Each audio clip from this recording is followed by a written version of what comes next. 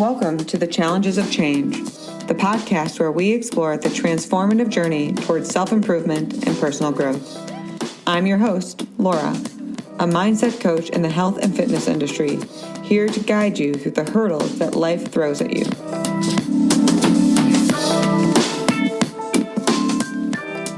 In each episode, we'll delve into practical strategies and insightful discussions to help you manage stress, regulate your emotions, upgrade your mindset, and ultimately reclaim your sense of worth. I'm thrilled to have you join me on this journey of change, challenges, and self-discovery.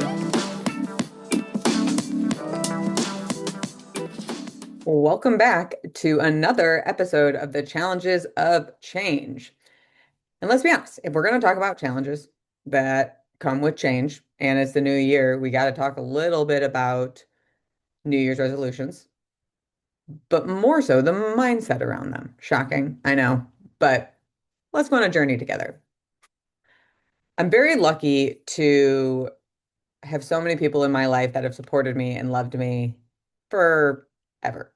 And they're one of the families that I'm very close to. Every Christmas Day evening, we have like the feast of all feasts. And my aunt and uncle always pose a really thoughtful question just to kind of reflect on the year, connect with everyone a little bit more deeper, and sometimes even have guidance into the new year. And this year, the question was, what is the word that you want to carry you into 2026? Word slash mantra. So I was thinking about it. Words, mantras, New Year's resolutions, and the word leadership has been coming up a lot for me in general because I'm in this really intense leadership program. I'm learning a lot about what leadership is, what it's not, how it's masked, etc. But also in my private work or I guess my business work, what I often recognize is how we don't realize it's our responsibility to lead ourselves. If we have a goal, if we have an experience we want to have or create, like we're the person who creates it. We're the adults. And there's really a lack of leadership and responsibility even within ourselves. And I like the word leadership, but it wasn't connecting for me. And I was really trying to feel through it. And almost by not finding it, it found me. And my word is alignment. Because what I've learned is integrity is a really important concept to me.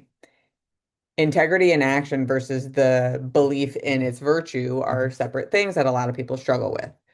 One of the things I've recognized is I can easily act with integrity because I understand the concept of it, but why am I doing it and who am I doing it for? So as a reformed people pleaser who dances with that all the time, doing what's right, well, based on what? Right for whom? A lot of times I found myself in circumstances where I was doing what was right based on the code that was created for me, not based on my own wisdom. And in a weird way, what I've realized is for me to act with true integrity in its essence, not just in the external characteristics we think of, but in the lived experience, it requires alignment for me, alignment in understanding, alignment in connection, alignment in action.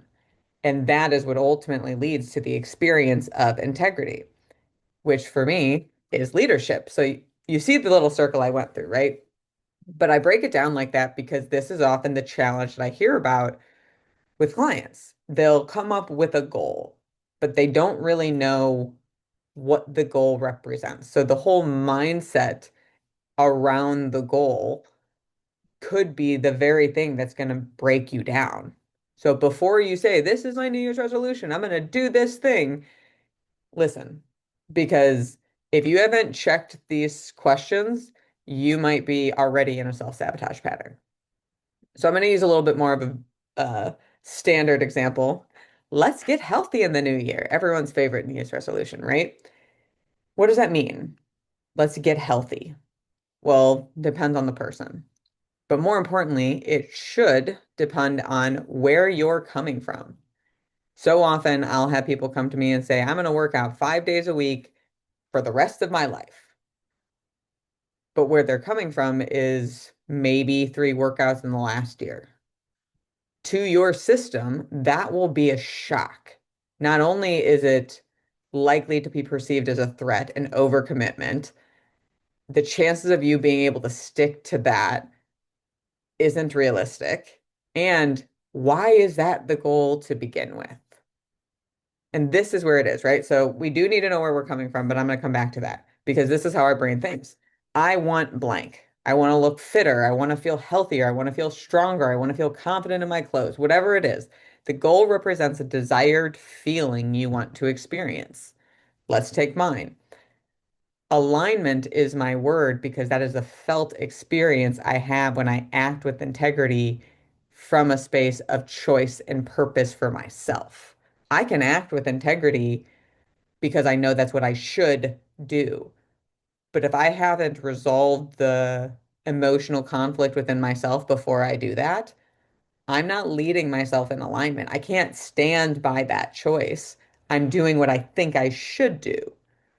And that's not something I feel strong enough to fall back on because a lot of these gaps in decisions and leadership choices, there's no certainty.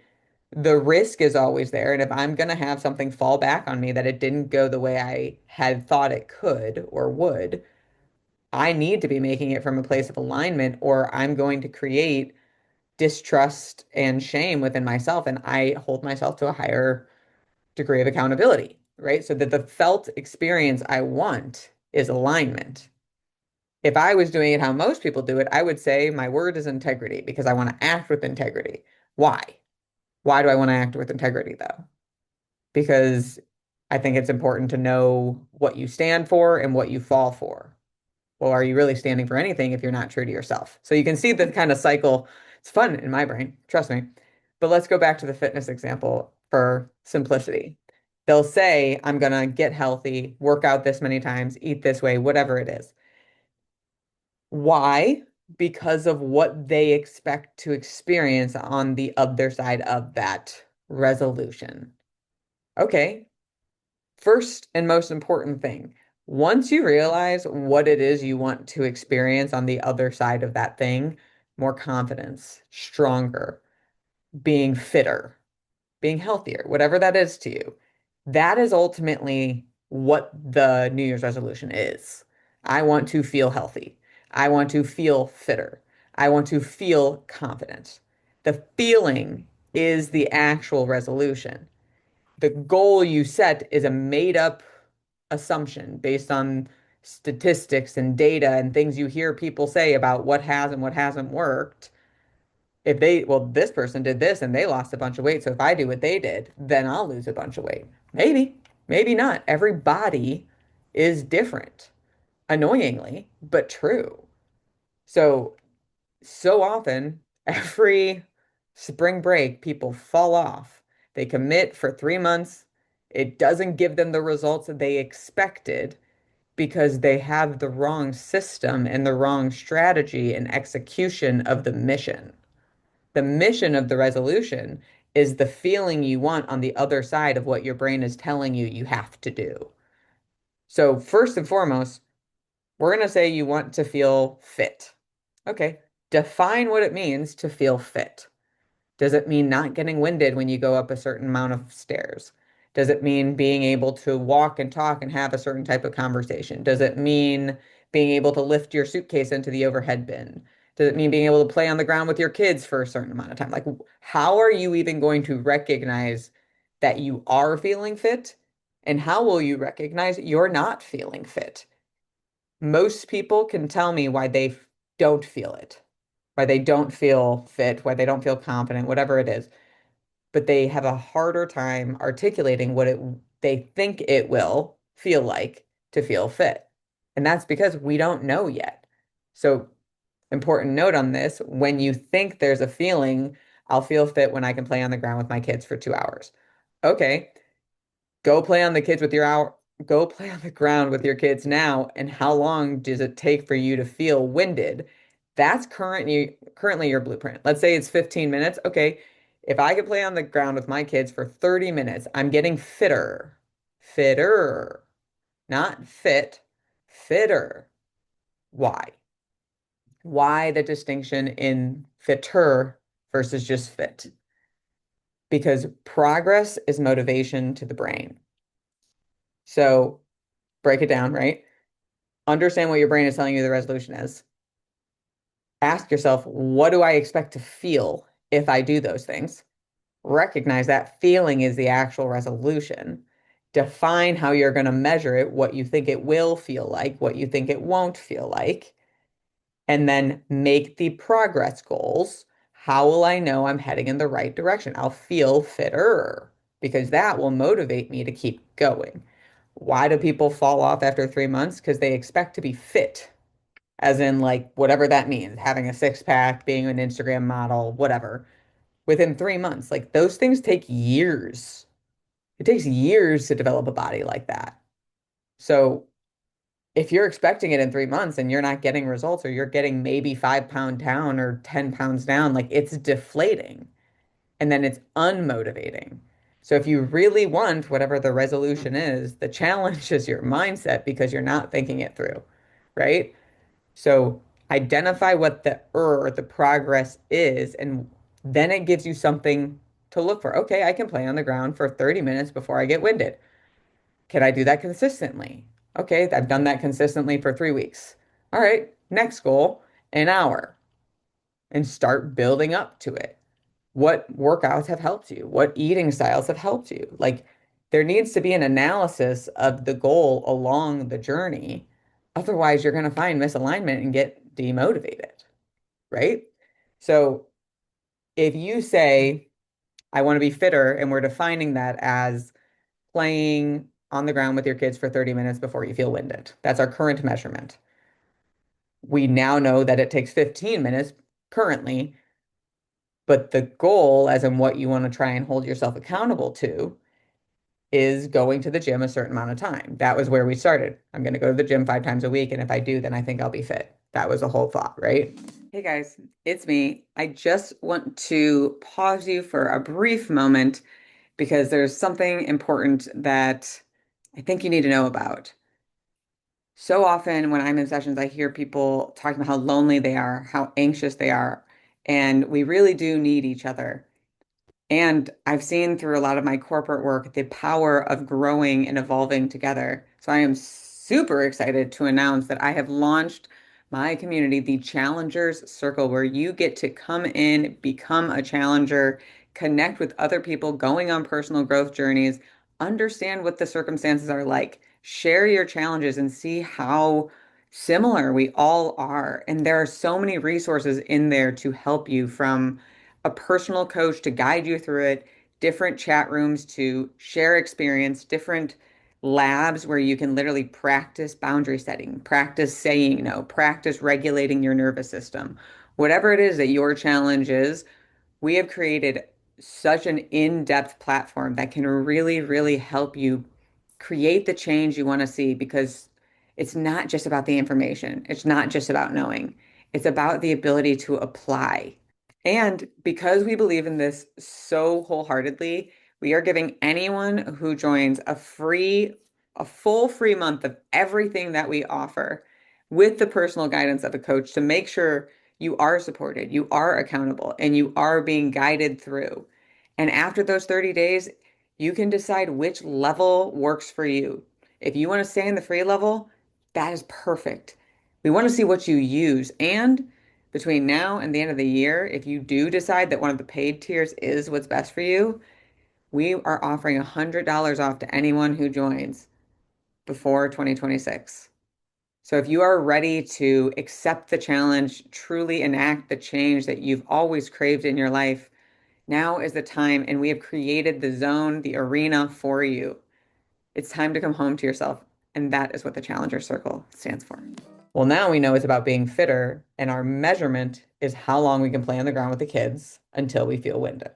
So now you have to look at where you're coming from. If you went to the gym 3 times last year, your goal is probably going to the gym once a week. Will that give you the progress at the rate you want? No. But let's be really brutally honest with ourselves. When have we ever gotten progress at the rate we want? The rate we want is now. We want it now. Hell, we want it yesterday. Things never move as fast as we want. We want more money now. We want less weight now. We want to feel healthier now. We want more love now. It doesn't work like that. So if you're using the perception of duration as a reason to push yourself harder, then you're misunderstanding how growth works. You can't expedite speed when you misunderstand what it means to be human. Okay, you go 5 times a week and then you give up in 3 months and you're back where you are in a puddle of shame. Is that what we want? I don't think so. You don't have to like how slow growth takes. I definitely don't like it, but I'm not in denial about it anymore because I finally realized every time I set a goal and I want something, I want it as fast as possible. But why do I want it? Do I want it so I can look good, so I can feel good? Do I only want to feel good for a minute? Do I only want to look good for a minute? Like, okay, I got a great picture. Now I'm back to my shitty habits. Like, I want it because of what I believe in and what it will give me and how it can serve my life. If I can only commit to it for a short period of time for that moment, then yeah, speed matters. But most people, when they set a resolution, they're setting a year-long goal. That is more of a commitment than we really actually think about. So when you look at how you're measuring it, you have to come back to where you currently are and baby step yourself towards the right direction. Because when you say, okay, I'm going to go to the gym once a week, first and foremost, that's already in a month more times than you went the previous year. If you can hold yourself accountable to going once a week, you're going to feel proud. You're going to feel motivated. And what does motivation do? It makes you want to do it more. It makes you want to try and go more because you're starting to believe in yourself. The whole challenge when it comes to resolutions is we don't think it through. We don't look at where we're coming from. We don't look at the feeling on the other side. We make up a thing of what we're going to do based on an unconscious reason. And then when we don't get it, when we give up on it, we beat ourselves up over it. If that's how we want to do it, that's fine. But if you're listening to this, it's because you want to change some of the challenges that you face. The first thing you have to recognize is a mindset around how you even look at the resolution is errored. It's setting you up to fail. Go through what we just talked about. Understand the feeling on the other side. Recognize that's the actual resolution. Know how you're going to measure it, what it's going to look like, what you think it's going to look like, and what it's not going to look like. Figure out the first measurement you're going to track, and then look at where you're coming from and baby step yourself there. If can you 100% absolutely hold yourself accountable to whatever that task is? If the answer is no, it's too big. And that's okay because we want what we want now and we're never going to get it now. The other component that I think is the most important, which you might disagree with me on, is the value and the experience of the journey. Can you white knuckle it and 5 times your way to the gym or therapy, whatever you're going to do? I just use the gym because it's so relatable and there's such a stigma with it. But if that's what you're going to say, how do you want to experience it? Remember, the whole reason you're setting the resolution is because you're craving a change. And the resolution represents how what you're willing to face, what you're willing to fight in order to get that change. It doesn't acknowledge the challenges. And how you look and view challenges sets you up for an easier journey or a tougher journey.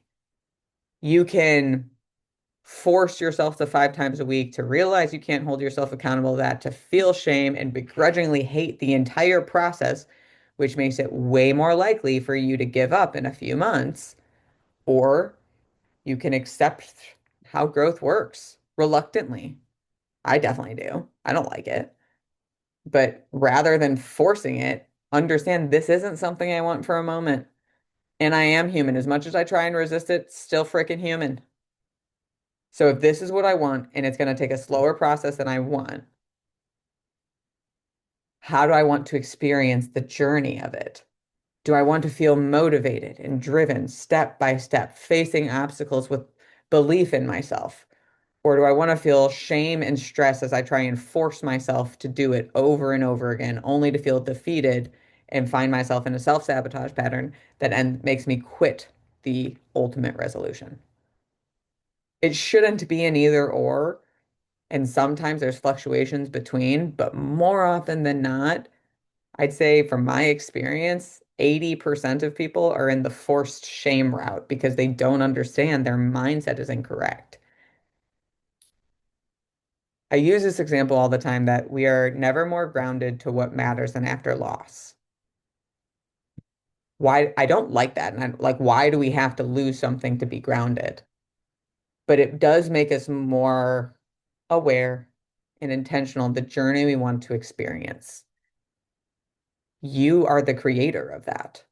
You are the change that you need from yourself. If you want to be healthier, if you want to lead yourself better, if you want to connect more deeply, go through the steps we talked about. And the last one is ask yourself, how do I want to experience this journey?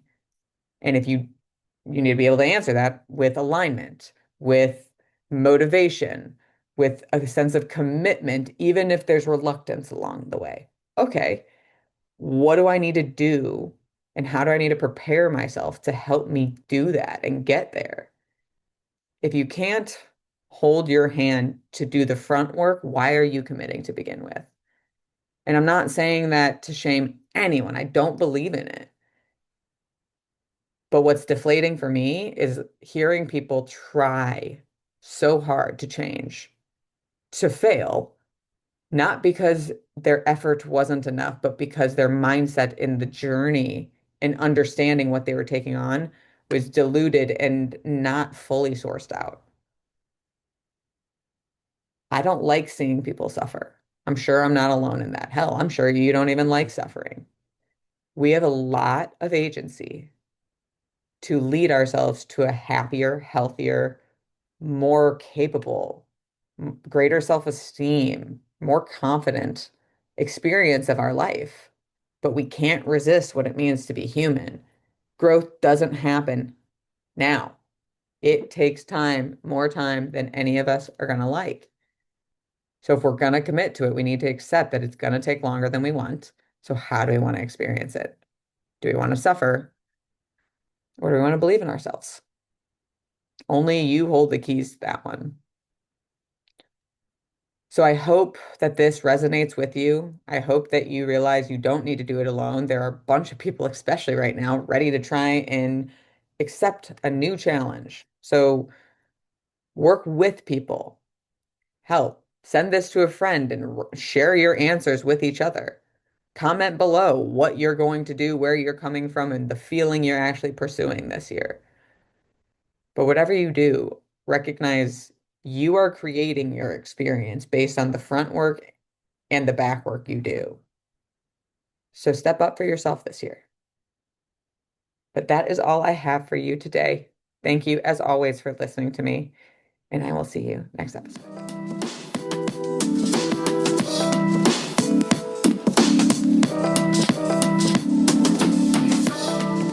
Thank you for joining me on today's episode of The Challenges of Change.